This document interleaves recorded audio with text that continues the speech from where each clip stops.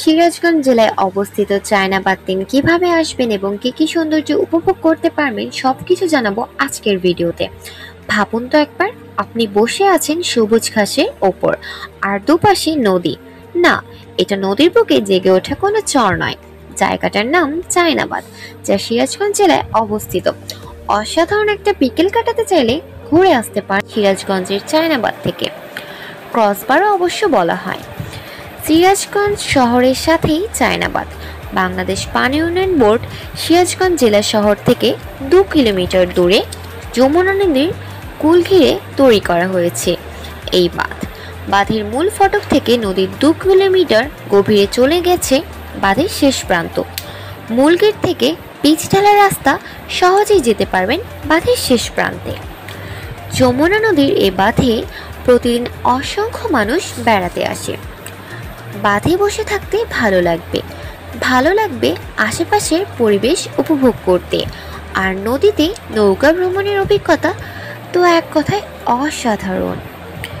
এরপর আপনি চাইলে সিরাজগঞ্জ শহরটা ঘুরে দেখতে পারেন। ছোট্ট শহর, ব্যাটারি চালিত রিকশায় 1 ঘন্টাতেই শেষ করতে পারবেন। কিভাবে যাবেন? সিরাজগঞ্জ যাওয়ার জন্য মহাখালী বাস স্ট্যান্ড থেকে সকাল 7টা থেকে সন্ধ্যে 7টা পর্যন্ত প্রতি 30 মিনিট পর পর ওভি এবং এসআই এই কোম্পানি বাস ছাড়ে। ভাড়া 250 টাকা জনপ্রতি। তবে যারা এসি বাসে যেতে চান তারা মিরপুর 2-এ চলে যাবেন। ওখান থেকে Dhaka line SI company AC bus ছাড়ে। ভাড়া 350 টাকা। এছাড়া আপনি উত্তরবঙ্গের যে কোনো বাসেই যেতে পারেন, তবে আপনাকে নামতে হবে কড্ডার মোড়ে অথবা সিরাজগঞ্জ রোডে। ট্রেনে আসতে চাইলে ক্যাপ্টেন মনসুর আলী স্টেশনে নামবেন, তারপর সিএনজি নিয়ে সিরাজগঞ্জ শহরের বাজার স্টেশনে আসবেন। ওখান থেকে চায়নাবাদের রিক্সা ভাড়া 25 থেকে 30 টাকা। সিরাজগঞ্জ এক্সপ্রেস ট্রেনের কথা লিখলাম না, কারণ ওটা বিকেল 5টায় ঢাকা থেকে ছেড়ে রাত 10:30টায় এই সিরাজগঞ্জ আসে।